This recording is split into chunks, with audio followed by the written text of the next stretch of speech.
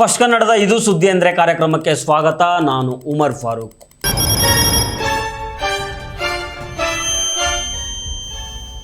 ನಾವು ಈ ಯುದ್ಧವನ್ನು ಕಳೆದುಕೊಂಡಿದ್ದೇವೆ. We have lost the war. ಇದು ಯಾವುದೋ ಶತ್ರು ರಾಷ್ಟ್ರ ಹೇಳ್ತಿರೋ ಮಾತಲ್ಲ, ಬದಲಾಗಿ ತಾನೇ ಮಿಡ್ಲ್ ಈಸ್ಟ್ನ ಅತಿ ದೊಡ್ಡ ಪವರು, ತನ್ನನ್ನು ಯಾರು ಟಚ್ ಮಾಡೋಕ್ಕೂ ಆಗಲ್ಲ ಅಂತ ಮೆರೆದಾಡ್ತಾ ಇದ್ದ ಅಮೇರಿಕದ ಸಾಕು ನಾಯಿ ಇಸ್ರೇಲ್ ದೇಶದ ಜನರೇ ಹೇಳ್ತಾ ಇರೋ ಮಾತು. ಸ್ವಿಟ್ಜರ್ಲ್ಯಾಂಡ್ನಲ್ಲಿ ಅಮೇರಿಕ ಮತ್ತು ಇರಾನ್ ಮಧ್ಯೆ ಶಾಂತಿ ಮಾತುಕತೆಗಳು ಶುರು ಆಗ್ತಾ ಇದ್ದಾಗೇನೆ ಇಸ್ರೇಲ್ನ ಗಲ್ಲಿಗಳಲ್ಲಿ ಇದೇ ಮಾತು ಪ್ರತಿಧ್ವನಿಸ್ತಾ ಇದೆ. ನಿಮಗೆ ಶಾಕ್ ಆಗ್ಬೋದು. ಒಂದು ಲೇಟೆಸ್ಟ್ ಸರ್ವೆ ಪ್ರಕಾರ ಇಸ್ರೇಲ್ನ 10ರಲ್ಲಿ 9ಕ್ಕೂ ಹೆಚ್ಚು ಜನ ಏನಂತ ನಂಬಿದ್ದಾರೆ ಗೊತ್ತಾ? ಈ ಇಡೀ ಯುದ್ಧದಲ್ಲಿ ನಾವು ಕಳೆದುಕೊಂಡಿದ್ದೇ ಹೆಚ್ಚು, ಇರಾನ್ ದೇಶ ಮೊದಲಿಗಿಂತನೂ ಕಣ್ಣಿಗೆ ಕಾಣದಷ್ಟು ಬಲಶಾಲಿಯಾಗಿದೆ ಅಂತ. ಇವತ್ತಿನ ಈ ವಿಡಿಯೋದಲ್ಲಿ ನಾವು ಮಾತಾಡ್ತಾ ಇರೋದು ಇಸ್ರೇಲು ತನ್ನಷ್ಟಕ್ಕೆ ತಾನೇ ಮಾಡ್ಕೊಳ್ತಾ ಇರುವ ಒಂದು ಪೊಲಿಟಿಕಲ್ ಆತ್ಮಹತ್ಯೆ ಬಗ್ಗೆ. ಹೊರಗಡೆ ನೋಡೋಕ್ಕೆ ಬಿಲ್ಡಿಂಗ್ಗಳನ್ನು ಧ್ವಂಸ ಮಾಡಿ ಬಾಂಬ್ ಹಾಕಿ ತಾನೇ ಗೆದ್ದೆ ಅಂತ ಇಸ್ರೇಲ್ ಬಿಲ್ಡಪ್ ಕೊಡ್ತಿರಬಹುದು, ಆದರೆ ಗ್ರೌಂಡ್ ರಿಯಾಲಿಟಿ ಬೇರೆನೇ ಇದೆ. ಇಸ್ರೇಲ್ ಪಡೆದುಕೊಂಡಿದ್ದಕ್ಕಿಂತ ಕಳೆದುಕೊಂಡಿದ್ದೇ 100 ಪಟ್ಟು ಹೆಚ್ಚಿದೆ. ಈ ಅಂಕಿಅಂಶಗಳ ಸಮೇತ ಲಾಜಿಕ್ ಇಟ್ಕೊಂಡು ಇಸ್ರೇಲ್ ಹೇಗೆ ತನ್ನ ಗೋರಿಯನ್ನು ತಾನೇ ತೊಡ್ಕೊಳ್ತು ಅಂತ ಡಿಕೋಡ್ ಮಾಡೋಣ. ಆದರೆ ಅದಕ್ಕೂ ಮೊದಲು ನೀವಿನ್ನೂ ನಮ್ಮ ಚಾನಲನ್ನು ಸಬ್ಸ್ಕ್ರೈಬ್ ಮಾಡಿಲ್ಲ ಅಂದರೆ ದಯವಿಟ್ಟು ಸಬ್ಸ್ಕ್ರೈಬ್ ಮಾಡ್ಕೊಳ್ಳಿ. ಹಾಗೆ ಈ ವಿಡಿಯೋವನ್ನು ಕಡೆ ತನಕ ಮಿಸ್ ಮಾಡಿದೆ ನೋಡಿ.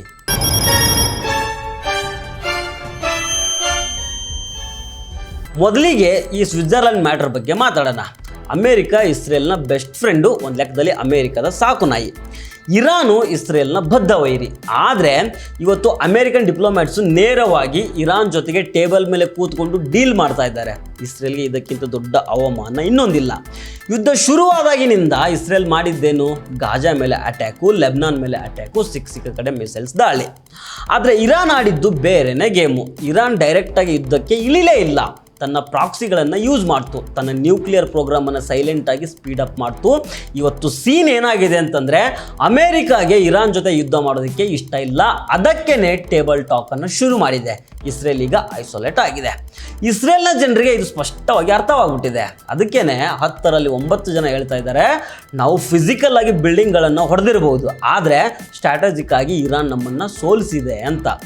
ಇಸ್ರೇಲ್ ಅಂದರೆ ನಮಗೆಲ್ಲ ಏನು ನೆನಪಾಗುತ್ತೆ? ಸ್ಟಾರ್ಟಪ್ ನೇಷನ್ನು, ಸಿಕ್ಕಾಪಟ್ಟೆ ಟೆಕ್ನಾಲಜಿ, ಇನ್ನೋವೇಷನ್ ಅಲ್ವಾ? ಆದರೆ ಇವತ್ತು ಆ ದೇಶದ ಎಕಾನಮಿ ಅಕ್ಷರಶಃ ವೆಂಟಿಲೇಟರ್ ಮೇಲಿದೆ. ಯಾಕೆ ಗೊತ್ತಾ? ಇಸ್ರೇಲ್ನ ಮಿಲಿಟರಿ ಮಾಡೆಲ್ ಇರೋದೇ ರಿಸರ್ವಿಸ್ಟ್ ಮೇಲೆ. ಅಂದರೆ IT ಕಂಪ್ನಿಯಲ್ಲಿ ಕೋಡಿಂಗ್ ಮಾಡ್ತಿರೋ ಇಂಜಿನಿಯರು, ಬ್ಯಾಂಕ್ ಮ್ಯಾನೇಜರು, ಟೀಚರು ಎಲ್ಲರೂ ಯುದ್ಧ ಶುರುವಾದಾಗ ಯೂನಿಫಾರ್ಮ್ ಹಾಕ್ಕೊಂಡು ಗಡಿಗೆ ಹೋಗಬೇಕು. ಸುಮಾರು 3 ಲಕ್ಷಕ್ಕೂ ಹೆಚ್ಚು ಜನ ತಮ್ಮ ಕೆಲಸ ಬಿಟ್ಟು ತಿಂಗಳಾನುಗಟ್ಟಲೆ ಯುದ್ಧದ ಫೀಲ್ಡ್ನಲ್ಲಿರ್ತಾರೆ. ಇದರಿಂದ ಏನಾಯಿತು? ಟೆಕ್ ಕಂಪ್ನಿಗಳ ಪ್ರಾಡಕ್ಟಿವಿಟಿ ಪಾತಾಳಕ್ಕೆ ಬಿತ್ತು. ಇನ್ವೆಸ್ಟರ್ಸು ಇಸ್ರೇಲ್ ಕಡೆ ತಲೆ ಹಾಕಿ ಮಲಗ್ತಾ ಇಲ್ಲ. ಯಾರು ತಾನೇ ದಿನ ಮಿಸೈಲ್ ಬೀಳೋ ದೇಶದಲ್ಲಿ ಕೋಟಿಗಟ್ಟಲೆ ದುಡ್ಡು ಹಾಕ್ತಾರೆ ಇಲ್ಲಿ? GDP ಗ್ರೋತು ನೆಗೆಟಿವ್ಗೆ ಹೋಗಿದೆ. ಕನ್ಸ್ಟ್ರಕ್ಷನ್ ಮತ್ತು ಅಗ್ರಿಕಲ್ಚರ್ ಸೆಕ್ಟರು ಪೂರ್ತಿ ಡೆಡ್ ಆಗಿದೆ. ಯಾಕಂದರೆ ಅಲ್ಲಿ ಕೆಲಸ ಮಾಡ್ತಾ ಇದ್ದ ಪ್ಯಾಲೆಸ್ಟೈನ್ ವರ್ಕರ್ಸ್ನ ಬ್ಯಾನ್ ಮಾಡಿದರು. ಯುದ್ಧಕ್ಕೆ ದಿನಕ್ಕೆ $ಮಿಲಿಯನ್ ಗಟ್ಟಲೆ ಸುರಿತಾ ಇದ್ದಾರೆ. ಇಸ್ರೇಲ್ ತನ್ನ ಆರ್ಥಿಕತೆಯನ್ನು ತಾನೇ ಸುಟ್ಕೊಳ್ತಾ ಇದೆ. ಇದು ಸೂಸೈಡ್ ಅಲ್ವಾ? ಶತ್ರು ನಿಮ್ಮನ್ನು ಹೊಡೆಯೋದಕ್ಕಿಂತ ಮುಂಚೆ ನೀವೇ ನಿಮ್ಮ ಕಾಲಿಗೆ ಕೊಡ್ಲಿ ಪೆಟ್ಟು ಹಾಕ್ಕೊಂಡ್ರೆ ಅದಕ್ಕೇನಂತಾರೆ? ಇನ್ನು ಗ್ಲೋಬಲ್ ಲೆವೆಲಲ್ಲಿ ಇಸ್ರೇಲ್ ಇಮೇಜ್ ಏನಾಗಿದೆ ಅಂತ ನೋಡೋಣ. ಒಂದು ಕಾಲದಲ್ಲಿ ಇಸ್ರೇಲ್ ಅಂದರೆ ಸಿಂಪತಿ ಇತ್ತು, ಆದರೆ ಈ ಯುದ್ಧದ ನಂತರ ಇಸ್ರೇಲು ತನ್ನ ಸಾಫ್ಟ್ ಪವರನ್ನು ಕಂಪ್ಲೀಟಾಗಿ ಕಳ್ಕೊಂಡ್ಬಿಟ್ಟಿದೆ. ಇಂಟರ್ನ್ಯಾಷನಲ್ ಕೋರ್ಟ್ ಆಫ್ ಜಸ್ಟಿಸ್ ಮತ್ತು ಇಂಟರ್ನ್ಯಾಷನಲ್ ಕ್ರಿಮಿನಲ್ ಕೋರ್ಟ್ಗಳಲ್ಲಿ ಇಸ್ರೇಲ್ ನಾಯಕರ ಮೇಲೆ ಅರೆಸ್ಟ್ ವಾರೆಂಟ್ ತರೋ ಲೆವೆಲ್ಗೆ ಚರ್ಚೆ ನಡೀತಾ ಇದೆ. ಯುರೋಪ್ನ ಹಲವು ದೇಶಗಳಲ್ಲಿ ಪ್ಯಾಲೆಸ್ಟೈನನ್ನು ಒಂದು ದೇಶ ಅಂತ ರೆಕಗ್ನೈಸ್ ಮಾಡಿದ್ವು. ಇದಕ್ಕಿಂತ ದೊಡ್ಡ ವಿಷಯ ಏನಂತಂದರೆ, ಗ್ಲೋಬಲ್ ಯೂತು ಎಸ್ಪೆಷಲಿ ಅಮೇರಿಕದ ಟಾಪ್ ಯೂನಿವರ್ಸಿಟಿಗಳಲ್ಲಿ ಓದ್ತಾ ಇರೋ ಸ್ಟೂಡೆಂಟ್ಸು ಇಸ್ರೇಲ್ ವಿರುದ್ಧ ರಸ್ತೆಗಿಳಿದ್ರು. ಸೋಷಿಯಲ್ ಮೀಡಿಯಾಗಳಲ್ಲಿ ಇಸ್ರೇಲ್ನ ನೆರೆಟಿವ್ ಕಂಪ್ಲೀಟು ಫ್ಲಾಪ್ ಆಯಿತು. ಎಷ್ಟೇ PR ಏಜೆನ್ಸಿಗಳನ್ನು ಇಟ್ಕೊಂಡ್ರು ಗಾಜಾದಲ್ಲಿ ದಿನ ಸಾಯ್ತಾ ಇರೋ ಮಕ್ಕಳ ವಿಡಿಯೋಗಳು ಪ್ರಪಂಚದಾದ್ಯಂತ ವೈರಲ್ ಆಗ್ತಾ ಬಂದವು. ಒಂದು ದೇಶ ಲಾಂಗ್ ಟರ್ಮಲ್ಲಿ ಉಳಿಬೇಕು ಅಂದರೆ ಮಿತ್ರ ರಾಷ್ಟ್ರಗಳ ಸಪೋರ್ಟ್ ಬೇಕು. ಆದರೆ ಇಸ್ರೇಲ್ ತನ್ನ ಅಹಂಕಾರದಿಂದ ಯಾರ ಮಾತಿಗೂ ಬೆಲೆ ಕೊಡದೆ ತನ್ನ ಮಿತ್ರರನ್ನೇ ಕಳೆದುಕೊಳ್ತಾ ಇದೆ. ಇದು ಡಿಪ್ಲೊಮ್ಯಾಟಿಕ್ ಸೂಸೈಡು. ಹೊರಗಡೆ ಶತ್ರುಗಳ ಜೊತೆ ಗುದ್ದಾಡ್ತಾ ಇರೋ ಇಸ್ರೇಲು ಒಳಗಡೆ ತನ್ನ ಜನರ ಜೊತೆ ಫೈಟ್ ಮಾಡ್ತಾ ಇದೆ. ಯುದ್ಧ ಶುರುವಾಗೋಕ್ಕೆ ಮುಂಚೆನೇ ಇಸ್ರೇಲ್ನಲ್ಲಿ ಜುಡಿಷಿಯಲ್ ರಿಫಾರ್ಮ್ಸ್ ಅಂತ ದೊಡ್ಡ ಮಟ್ಟದ ಪ್ರೊಟೆಸ್ಟ್ ನಡೀತಾ ಇತ್ತು. ಸಮಾಜ ರೈಟ್ ವಿಂಗ್ ಮತ್ತು ಲೆಫ್ಟ್ ವಿಂಗ್ ಅಂತ ಇಬ್ಬಾಗ ಆಗಿತ್ತು. ಈಗ ಯುದ್ಧದ ಟೈಮ್ನಲ್ಲಿ ಅದು ಇನ್ನೂ ಜಾಸ್ತಿ ಆಗಿದೆ. ಒತ್ತೆಯಾಳುಗಳ ಫ್ಯಾಮಿಲಿಗಳು ದಿನ ಗೌರ್ಮೆಂಟ್ ವಿರುದ್ಧ ಪ್ರೊಟೆಸ್ಟ್ ಮಾಡ್ತಾ ಇದ್ದಾರೆ.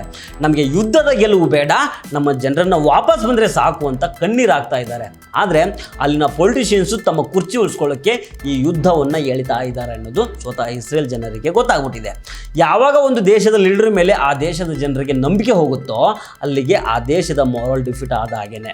ನಾವು ಯುದ್ಧ ಸೋತಿದ್ದೀವಿ ಅಂತ 90% ಜನ ಹೇಳ್ತಿರೋದು ಇದೇ ಕಾರಣಕ್ಕೆ.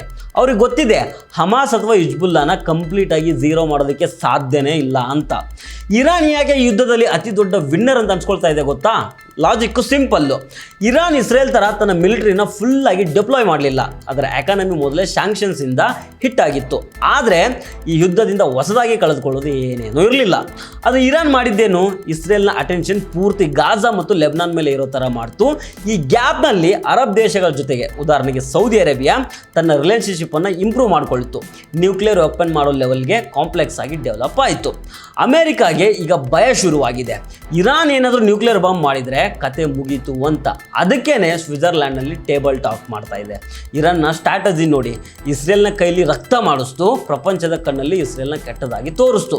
ತಾನು ಮಾತ್ರ ಸ್ಮಾರ್ಟ್ ಆಗಿ ಅಮೆರಿಕ ಜೊತೆ ಡೀಲ್ ಮಾಡೋದಕ್ಕೆ ಕೂತ್ಕೊಳ್ತು. This is classic geopolitical chess. Israel ಯಾವತ್ತೂ ಸೆಕ್ಯೂರಿಟಿ ಮತ್ತು ಡಿಟರೆನ್ಸ್ ಮೇಲೆ ನಿಂತಿದ್ದ ದೇಶ. ನಮ್ಮನ್ನು ಮುಟ್ಟಿದ್ರೆ ಸುಡ್ತೀವಿ ಅನ್ನೋ ಭಯನೇ ಅವರ ರಕ್ಷಾ ಕವಚ ಆಗಿತ್ತು. ಆದರೆ 2023 ಅಕ್ಟೋಬರ್ ನಂತರ ಆ ಇಲ್ಯೂಷನ್ ಹೊಡೆದೋಯ್ತು.